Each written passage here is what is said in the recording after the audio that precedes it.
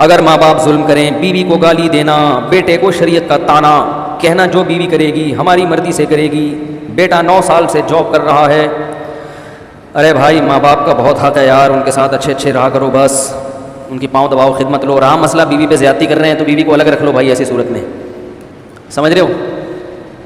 گھر میں اگر معاملہ خراب ہو رہا ہے، پھڈے کوشش تو کرو، جوائنٹ فیملی کے جو برکتیں ہیں وہ اکیلے رہ کے حاصل نہیں ہوتی، لیکن اگر پھڈے بازی ہو رہی ہے تو پھر الگ کر لو. سمجھ رہے ہو؟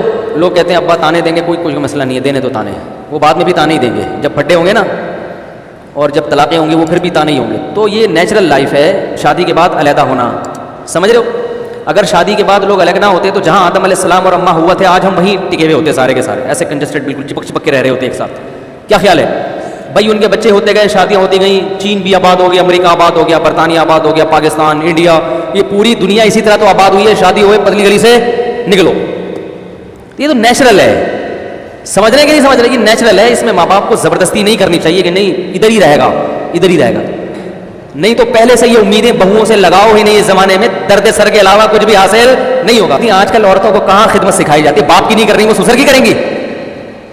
ارے کہیں خدمت کا چیپٹر ہے ہی نہیں، نہ اسکول میں کوئی خدمت کا چیپٹر ہے. فزکس کی کسی کتاب میں لکھا ہوا ہے کہ ابا کی خدمت کرو گی تو یہ اس کا یہ فارمولا ہے لکھا ہوا ہے کہ یہ ایکویشن اس کی یہ ہے. امی کی خدمت کی ایکویشن، اس میں تو اتنے کلومیٹر فی گھنٹہ کی رفتار سے آپ بھاگو گے ہیں اتنی دیر تک تو فلاں جگہ پہنچ جاؤ گے. میں جب فزکس پڑھتا تھا نا تو ہم نے ایک ایکویشن پڑھی تھی کہ اتنے کلومیٹر فی گھنٹہ کی رفتار سے آپ چلیں گے اور ایکسلریشن اتنی ہوگی تو اتنی دیر میں وہاں پہنچ جائیں گے. تو ہم لوگ شارع فیصل جاتے تھے اپنی پھپھو سے ملنے، تو میں وہ کلومیٹر ناپتا تھا اس کے بس کے نا کہ اتنے کلومیٹر جا رہی ہے اور جانا وہاں ہے تو کتنی دیر میں، تو کیلکولیشن میں لگا رہتا تھا. تو فزکس میں تو یہ سکھایا جاتا ہے، میتھ میں 2 اور 2 4 سکھایا جاتا ہے، کیمسٹری میں بھی کچھ اور سکھایا جاتا ہے، پانی کا فارمولا اور نمک کا فارمولا، ٹھیک ہے نا. اس میں کوئی چیپٹر خدمت کو، بہوؤں سے خدمت لینے کا تصور اس زمانے میں ساس بھی نکال دے اور سسر بھی. یہ بہویں بڑی جدید زمانے کی بہویں ہیں، آپ اپنے زمانے پر ان کو قیاس مت. بڑی نالائق ہوتی ہیں بہویں جو ساس سسر کی خدمت نہیں کرتی، میں ان کو اپریشیٹ نہیں کر رہا، لیکن یہ گراؤنڈ ریئلٹی ہے، وہ نہیں کریں گی.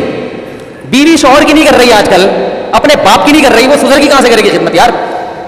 کچھ تو کامن سینس استعمال کرنی چاہیے نا، زمانے کو بھی تو دیکھو. اب اس کا ایک حل تو یہ کہ بیویوں کو طلاقیں دینا شروع کر دو جو ابا کی خدمت نہیں، ایسے تو پھر آپ ساری زندگی کنوارے کے کنوارے ہی رہو گے. دوسرا کمپرومائز کرو بھائی، صحیح ہے نا.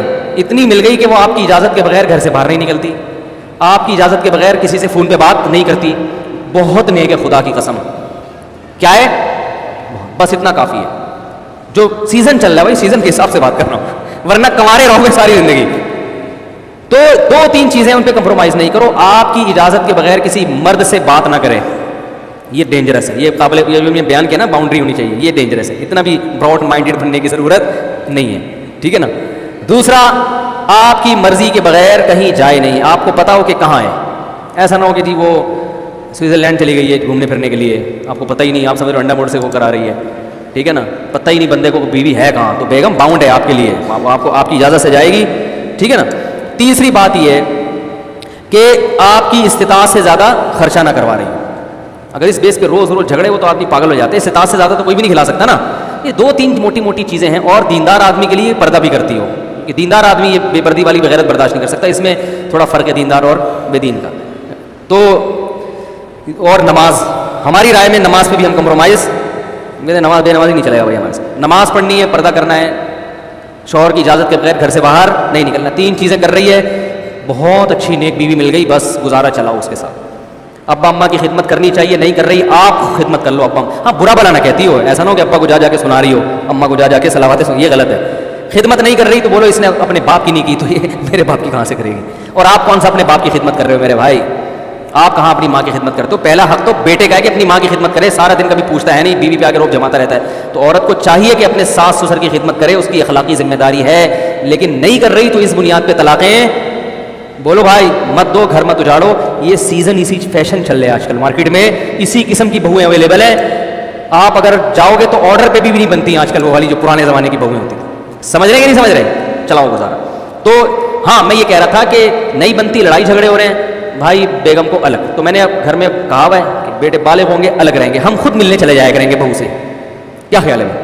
ہم خود ملنے چلے جائیں گے بہو سے بھی بیٹے سے بھی. بھائی ہم آ گئے، تمہاری مرضی، پاؤں دبا دو، سر دبا دو، سر پہ مالش کر لو، ثواب ملے گا. نہیں کرتے بھاڑ میں جاؤ، ایسی کی تیسی. ٹینشن لینے کا نہیں ہے. لوگوں نے ٹینشن لی ہوئی ہے یار، بیٹا خدمت نہیں کر رہا، بہو پوچھتی نہیں ہے. او بھائی آج کل اللہ کا خوف کہاں ہے, اور ٹینشنوں کے دنیا میں کم بکھیرے ہیں. کر رہا ہے بھائی ثواب ملے گا, نہیں کر رہا تو بھائی ہم اپنے پاؤں پہ کھڑے ہیں, اللہ کسی کا محتاج نہ بنائے ہمیں, صحیح ہے نا. تو زیادہ اپنے بچوں سے توقعات وابستہ اس زمانے میں, اگر میں 100 سال پہلے بیان کر رہا ہوتا تو پھر میرا اسٹائل کچھ اور ہوتا.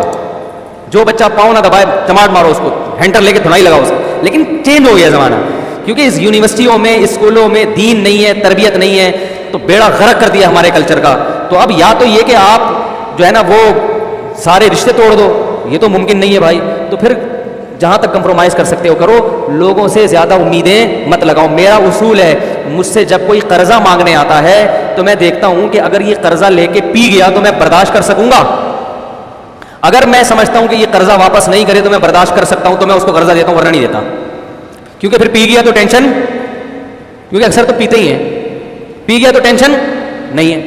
ورنہ ٹینشن یار پیسے کھا کے بیٹھا ہوا ہے, دے نہیں رہا پیسے کھا کے. او بھائی اس پیسے ملنے سے آپ کو اتنے فائدے نہیں ہیں جو اس ٹینشن سے آپ کا دماغ خراب ہو رہا ہے نا, اور صحت برباد ہو رہی ہے, یہ زیادہ عذاب ہے. تو ٹینشن پالنی ہے ہی نہیں. اکثر لوگوں کے حالات اور ان کی ہسٹری چیک کرو تو انہوں نے ٹینشنیں خود سے پالی ہوئی ہیں. ایک آدمی کہہ رہا ہے میں نے اپنے بچے کو اتنا پڑھایا, اتنا لکھایا, اتنی تربیت کی, کم وقت کیا نکلا. رو رہے ہیں بیٹھ کے میرے سامنے, رو رہے ہیں آنسوؤں سے. میں نے کہا فالٹ آپ کا ہے, یہ جو رو رہے ہو نا یہ فالٹ کس کا ہے. میں نے کہا آپ کے ذمہ تھا تربیت کی کوشش, ہدایت دینا آپ کے ہاتھ میں نہیں ہے. نوح علیہ السلام کا بیٹا کافر ہو کے نکلا ہے. 950 سال جس پیغمبر نے تبلیغ کی ہے ان کا بیٹا مسلمان نہیں ہوا. کافر تو تانا دیتے ہوں گے نا اپنے بیٹے کو, تو دیکھو ہمیں تبلیغ کر رہے ہو. اللہ کے پیغمبر 950 سال اپنے بیٹے کو نہیں سمجھا سکے, ہم اور آپ کون ہوتے ہیں سمجھانے والے بھائی. ہماری ذمہ داری ہے تربیت کی اچھے سے کوشش. امیدیں مت لگاؤ اولادوں سے کہ یہ یوں کرے گی یوں کرے گی, بس دعا مانگو اللہ اس کو انسان کا بچہ بنا دے. یا اللہ تیری بڑی مہربانی ہوگی, اس کو انسان کا بچہ بنا دے. اور آہستہ سے بولا کرو نہیں بھی بنا تو برداشت کر لوں گا. اپنے آپ کو یوں سمجھایا کرو کہ بن گیا تو ٹھیک ہے, گریوی ہے. تو زیادہ توقعات دوسروں سے نہ لگائیں, نہ دوستوں سے کہ مشکل میں یہ میرے کام آئے گا. نہ نہیں آئے گا. ہمارے ایک دوست نے بتایا کہ میرا بڑا جگری دوست میرا کہیں پھڈا ہو گیا, میں جب پٹنا شروع ہوا تو میں نے پیچھے مڑ کے دیکھا تو وہ بچپن کا دوست مارکیٹ سے شارٹ. یہ دوست آپ کے کام جب تک آئے گا جب تک آپ کوٹ رہے ہیں اگلے والے. جہاں آپ پٹنا شروع ہوئے تو تھوڑا سا بے غیرت ہوگا تو بھاگے گا, بہت بڑا بے غیرت ہوگا تو کوٹنے میں ان کے ساتھ شریک ہو جائے گا. حقیقت بتا رہا ہوں, کہے گا سیزن دیکھ کے چلے گا نا, وہ کہہ رہا ہے اگر میں بھاگا تو پکڑا بھی جا سکتا ہوں, تو وہ کیا کرے گا, بولے گا ابھی انہی کے ساتھ مل کے دھنائی. ایسا ہو رہا ہے آج. تو نہ دوستوں سے امیدیں لگاؤ, نہ رشتہ داروں سے زیادہ امیدیں لگاؤ کہ میرے فلاں موقع پہ میرا چاچا میرے کام آئے گا, میرا ماموں میرے کام آئے گا, میرا بھائی میرے کام آئے گا, میری ممانی میرے کام آئے گی. کوئی بھی کام نہیں آئے گا. خوش وہی آدمی ہو سکتا ہے جو صرف اللہ پہ اعتماد کرے, اپنا الو سیدھا رکھے. بھائی میں کسی پہ نہ ظلم کروں گا, میں سب کے ساتھ اچھا سلوک کرتا رہوں گا. کسی نے کرنا ہے ثواب کے لیے کرے, نہیں کرنا ہے تو نہ کرے, ٹھیک ہے نا. تو اس لیے سکون کا نسخہ کیا ہے, کسی سے کوئی لالچ اور طمع مت رکھو. کبھی بھی نہ سوچو کہ یہ میرے مشکل میں کام آئے گا. اپنا حق ادا کرتے رہو. دوسروں کی مشکلات میں انسان کام بھی ہے, اللہ کے لیے, ریٹرن کے لیے نہیں.